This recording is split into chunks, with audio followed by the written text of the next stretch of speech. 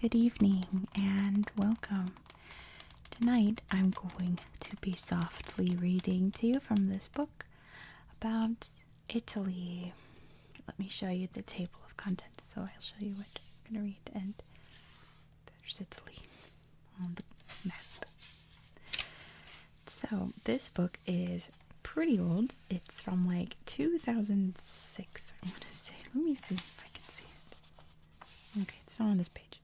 Anyway, it's very old, so we're going to read geography, nature, history, and people and culture. We're going to skip the government and economy chapter because it's pretty much all entirely outdated. But you can't go wrong with these topics, so we're going to just read those tonight. Seas and mountains. On sunny days in late spring, Italians ski high on Mont Blanc, on the border with France. Most Italians live close to one of Italy's two towering mountain ranges, the Alps and the Apennines, and skiing is very popular. Italian skiing gear is nearly as fashionable as the clothes people wear to work or to school. Some people buy new outfits for skiing every year. Yet, just 175 miles from Mont Blanc, locals and tourists alike enjoy the sandy beaches and warm waters of resorts like Levanto. Many Italian families return to the same beach resort year after year for their summer vacations. In the evening, beachgoers relax over long meals in busy outdoor restaurants and chat late into the night. Italy. Shaping the land. The mountains and the sea have shaped Italy. The seas around the 4,700-mile coast have provided food and carried the trade that made Italy wealthy. The seas have brought travelers with new ideas to Italy and carried away Italians emigrating to find a new life. Mountain ranges crisscross the country, dividing it into regions. Each region has developed its own traditions, dialects, and foods. Many Italians are proud of the differences that make their region special and boast that their food is the best in Italy. The mountains also isolate Italy from other countries. The Alps cut across the top of Italy. They form a natural defense for the country that is far better than any wall. The Alps contain hundreds of rivers of ice that formed millions of years ago. These glaciers once pushed down over the plains, but when temperatures rose in the last 10,000 years, the glaciers retreated. They left behind a series of long, thin lakes that look like a necklace when seen from above. The lakes are lined with beautiful villages and are a popular destination for tourists. Val Padana, the prosperous north. The Alpine foothills give way to the large plain of the Val Padana, which is crossed by the mighty Po River. At 405 miles, the Po is by far Italy's longest river and its only navigable one. Where the Po flows into the sea, it forms a marshy delta. For centuries, the Po has been a blessing to farmers. They use its waters to irrigate vast patchworks of fertile fields. Today, farmers grow wheat, sugar beets, rice, and corn. The Val Padana is home to some of Italy's largest cities, as well as to much of its industry. The Italians are taking steps to ensure that the cities and industries of the north do not pollute the waters of the Po or the skies above the plain. Italy's backbone. From the western end of the Alps, the Apennines stretch some 870 miles down the entire peninsula. They are much smaller than the Alps, but snow still lies on the higher peaks year-round. The wooded hills west of the mountains are home to many of Italy's historic cities, including Florence, Siena, and the capital, Rome. It was in these central regions that the ancient Etruscans and Romans developed some of Europe's first great civilizations more than 2,500 years ago. The Romans built a network of superb, straight, paved roads that led out of Rome in every direction. Circular columns marked distances. The roads enabled Rome's armies to move quickly and played a major part in the expansion of the Roman Empire. Many of the roads have survived and can still be seen today. Mezzogiorno, the midday land. The south of Italy boasts spectacular stretches of coast and ancient sites, such as the Roman towns of Pompeii and Herculaneum. Naples, its principal city, sprawls around the edge of a sweeping bay. The summer sun is so fierce that the whole region south of Abruzzi and Molise, I'm not sure, has become known as the Mezzogiorno, the Italian word for midday. The vegetation is mainly dry shrubland that the Italians call the macchia, which means thicket. There are very few rivers, and some towns rely on water carried by aqueducts from wetter regions nearby. Some of the water channels were built by the Romans 2,000 years ago. On the heel of Italy, in contrast, there are extensive plains. Farmers use this valuable fertile land to grow hardy crops such as olives, almonds, and figs. An unstable landscape. Italians have become accustomed to living in a geologically active country with earthquakes, floods, landslides, and volcanoes. Every year there are many minor earth tremors, but some are far more serious. In 1980, an earthquake near Naples killed more than 2,500 people. 3 volcanoes, Etna, Stromboli, and Vesuvius, have erupted in the last 100 years. Italy's islands. Mountains also dominate Italy's 2 major islands, Sicily and Sardinia. Sicily, the largest island in the Mediterranean, is divided from the toe of the mainland only by the narrow waterway called the Strait of Messina. Close to Africa, the 3 Pelagian islands form Italy's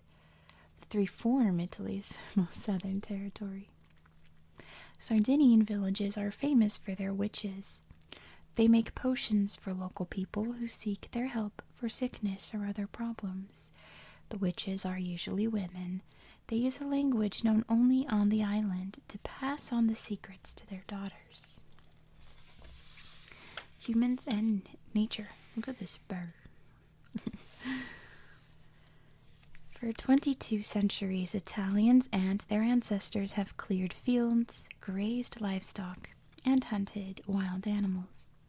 Much of the country has been shaped by human habitation. The forests that once covered large areas have been cut down. The plains and the coasts are covered with crops and vineyards. Tall poplar trees stand amid the fields like exclamation marks. In Italy's remote wild places and its many national parks, however, animals such as the brown bear can still enjoy wilderness largely untouched by humans. Italy's protected environments range from Sila Grande's deep lakes and stands of tall pines, some of which are over 500 years old, to the marshy wetlands of the Gargano with its flocks of migratory birds. Forgive any mispronunciations, by the way. Feel free to correct me in the comments if I'm saying something horrifically wrong. I do not speak Italian in any way, shape, or form. Wonders of the Alps. The lower slopes of the Alps are covered with forests of beech, pine, larch, and spruce. If hikers venture above the tree line, they find low-growing shrubs and open meadows. The meadows are covered by deep snow for much of the year, but in spring the snow melts and the grassland bursts into flower. The flowers have large and brilliant petals to attract insects. Because there are few bees and other insects to carry pollen to help them reproduce. Oh, cute. Alpine flowers have adapted to protect themselves from the cold. Some have dark buds that absorb warmth from the sun, while others have thin coverings of woolly hair. The fragrant thicket. The rocky, warm south of Italy and the island of Sardinia are home to the macchia, that are made up of shrubs that like dry conditions, including sage, gorse, and juniper. The shrubs grow 7 feet tall and have spikes or leathery leaves that do not allow much water to evaporate. The thorny macchia can be a formidable barrier to larger animals and people. After the winter rains, the macchia bursts into radiant bloom. Orchids, gladioli, and irises flower beneath the shrubs. The air becomes fragrant with wild herbs, such as rosemary, lavender, and thyme. Farther south, the soil is rockier and drier. The plants that grow here are stick-like shrubs. This kind of cover is called garrigue, or garriga. It does not support many large animals, but reptiles, including geckos and snakes, bask in the warm sun. The many insects include the cicada, whose rasping call is an almost constant soundtrack in the summer. Dangers and threats. Every year, millions of birds visit Italy as they fly to Africa to escape the cold winters of northern Europe. Their route takes them across the Mediterranean Sea. Many fly down the Italian peninsula so they can stay near sources of food and fresh water. Their route brings them into danger from hunters who trap or shoot even small birds for sport, to eat as a delicacy, or to cage and sell as pets. The complex relationship between Italians and nature continues. In the decades after World War II, industrial development made pollution a serious problem in the north. Sprawling towns, resorts, and other tourist developments contributed to coastal erosion. Forest fires were on the increase, especially during the hot, dry summers. But by the end of the 20th century, the Italians had introduced new laws to reduce pollution. They also created new national parks, where natural environments and environments shaped by humans both play an important role in protecting Italy's wealth of animals and plants. From Empire to Republic. It's beautiful Florence. There's the Duomo. In the 15th century, the city of Florence in Tuscany drew artists and architects from all over Italy. Its powerful princes commissioned palaces and churches from leading architects. There was plenty of work for painters and sculptors who decorated the new buildings. Today, the same buildings draw tourists from around the world. By the time Florence reached the height of its power, Italy already had a rich history. There are reminders everywhere of its long past. On the island of Sardinia stand thousands of cone-shaped stone towers known as nuraghi. They date from about 1500 BCE. The builders were among the oldest of the many cultures that have flourished across Italy. Greeks, Etruscans, and Latins. From the middle of the 8th century BCE, ancient Greeks began to found cities on the coasts of Sicily and southern Italy. The new colonists brought ideas and culture from their homeland, only 60 miles across the Ionian Sea. They mixed with the Bronze Age peoples who already inhabited Italy, such as the Italics and the Ligurians. A distinctive culture emerged that was famed for its poets, painters, and sculptors. The Greeks were not the only city builders in Italy. In central Italy, the Etruscans were developing the first great Italian civilization. By the 7th century, their homeland, Etruria, had flourishing cities. Etruscan ships dominated the Mediterranean trading routes. One of the oldest cities of central Italy was Rome, in the region of Latium. its early inhabitants were known as Latins. For a time, Rome was ruled by the Etruscans, but in 510 BCE, the Latins threw out the king and made Rome an independent republic the following year. Rome built an empire. The Romans soon increased their territory. They were skilled warriors, and by 218 BCE, they ruled virtually all of the Italian peninsula. Roman culture and the Latin language spread almost everywhere. They helped shape Italy's language and culture. Important cities like Rome and Florence were connected by a network of well-made roads. Aqueducts carried water into the cities, where the citizens enjoyed bathing in great public bathhouses. The Romans built a huge empire that stretched over much of Europe and into West Asia and North Africa. Ambitious generals fought to control the mighty empire. In 27 BCE, Octavian became the first sole emperor. He took the name Augustus Caesar. For more than 400 years, the empire flourished. By the 4th century CE, however, it was in decline. In 395, the Roman Empire was split in two.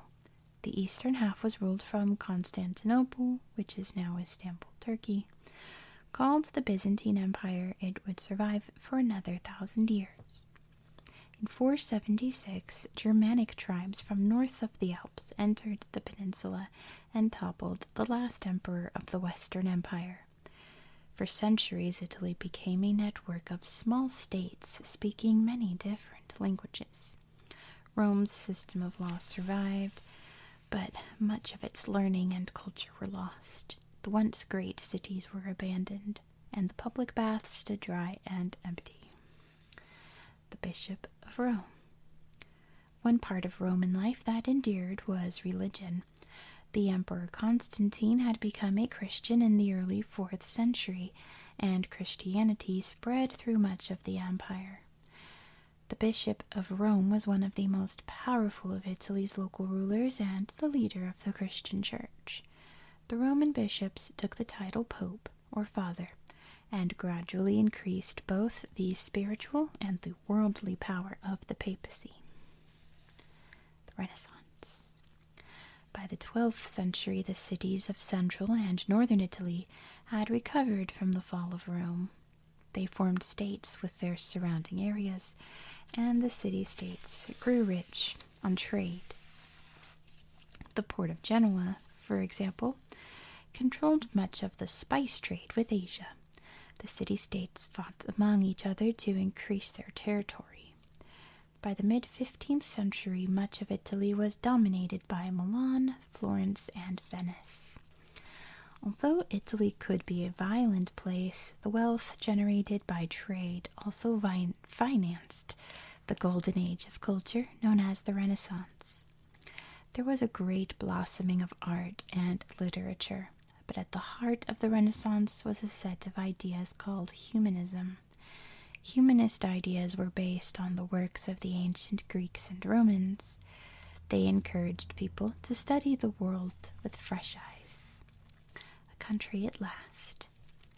In the 16th century, the power of the city-states fell sharply. New sea routes to Asia and the Americas drew trade away to countries such as Spain, Britain, and the Netherlands. By the early 19th century, Italy was still a patchwork of territories. Some regions were ruled by foreign dynasties, including the Spanish Bourbons in the south and the Austrian Habsburgs in the north. Many Italians, however, hoped to create a united country. In 1859, Victor Emmanuel II, King of Piedmont Sardinia, and his Prime Minister, Camillo Cavour, got French help to drive the Austrians out of northern Italy. In 1860, a patriot named Giuseppe Garibaldi led a daring military march to overthrow Bourbon rule in southern Italy. The Kingdom of Italy was proclaimed in 1861, with Victor Emmanuel as its first king. The rise of fascism. Cities in the north of the new nation, such as Milan, Turin, and Genoa, quickly developed modern industries. Millions of Italians, especially from the south, moved to the cities to find work. Many others moved abroad. Italy fought in World War I on the side of Great Britain, France, and the United States. Although the Allies won the war, Italy was left with high prices and unemployment. Many Italians looked to left-wing political parties such as the Communists to solve the economic crisis. Others looked to Benito Mussolini, founder of the right-wing fascist party, who promised to restore prosperity. In 1922, Mussolini threatened to march his armed followers to Rome to overthrow the government. King Victor Emmanuel III feared that Italy would be torn apart by civil war. He asked Mussolini to be prime minister. Mussolini set up new industries, electrified the railroads, and drained marshy areas. But he also turned Italy into a one-party state and became its dictator. He suppressed anyone who opposed him. War and peace. Mussolini wanted to create a new Roman Empire. In 1935, he invaded the African country of Abyssinia, now known as Ethiopia. He also made an alliance with the German dictator Adolf Hitler, who shared many of his ideas. The leaders made a further alliance with Japan. In 1940, Mussolini took Italy into World War II on Germany's side against the Allies, which were Britain, Russia, and later the United States, among others. In 1943, Allied troops landed in Sicily and fought their way up Italy, helped by Italians who were against Mussolini. The king fired Mussolini and began peace talks. Italian communists captured and executed Mussolini in 1945. In 1946, the Italians voted to end the monarchy and make Italy a republic again. In 1948, democratic elections were held. Festivals and families. Beautiful Venice. Oh, gorgeous. Venice's regatta is one of Italy's most unusual festivals.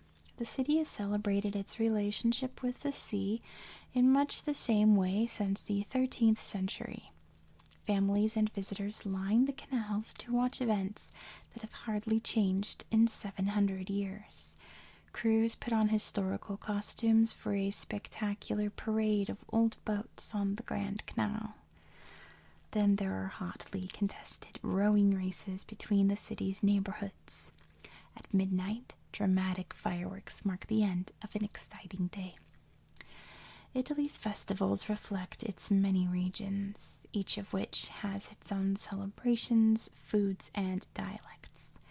Most Italians, however, are united by a belief in the importance of the family. Traditionally, they also put the Roman Catholic Church at the heart of daily life. The family. Not the family, but anyway, the family stands at the heart of Italian society. Families provide support not only by helping with tasks such as childcare, but also by helping to find jobs for other family members. Young people often live at home until their 30s, even if they have a job. This is partly because it takes students 6 or 7 years of college to earn a degree. When parents retire, they often go to live with their children. Close-knit families have helped create strong communities. The family is important to the economy, too. Most businesses, even some very large ones like the carmaker Fiat, are family-run. One Bell foundry in the town of Agone in central Italy has been run by the same family for 1,000 years.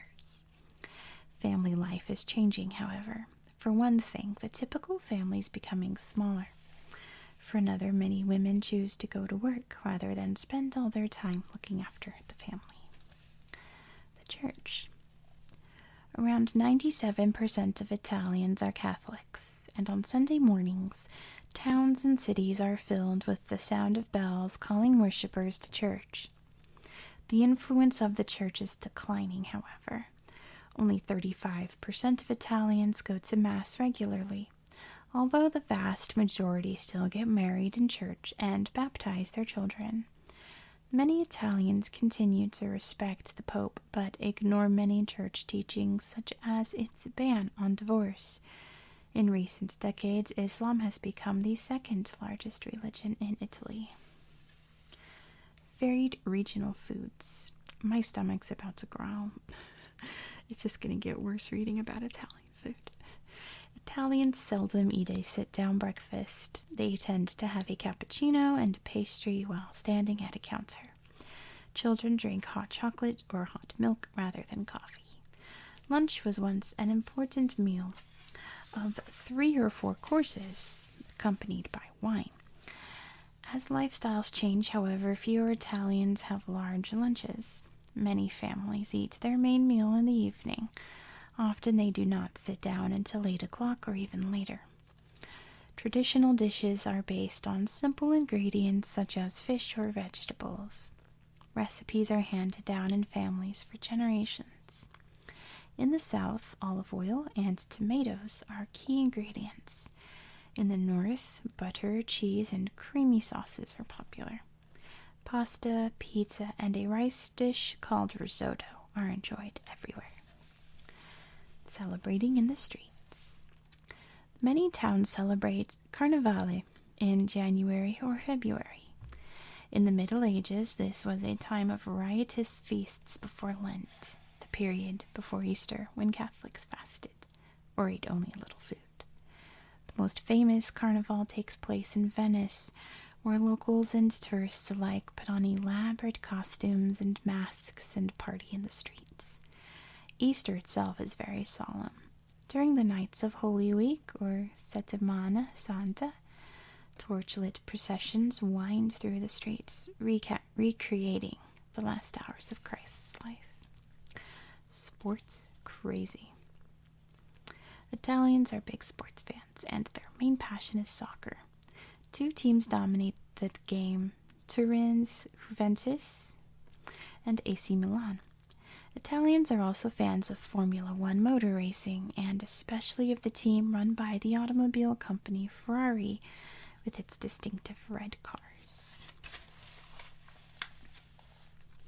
Italy is famous for its sleek sports cars, but Italians also love motorbikes and bicycles.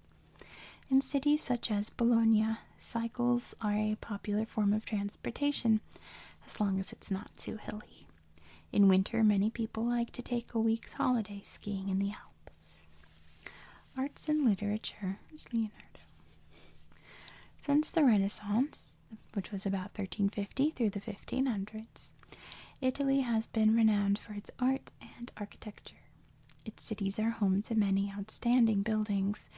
In Rome, ancient monuments such as the Colosseum and the Pantheon are joined by Renaissance buildings, such as Michelangelo's beautiful Sforza Chapel, built in 1558. The best-known Italian painters worked during the Renaissance.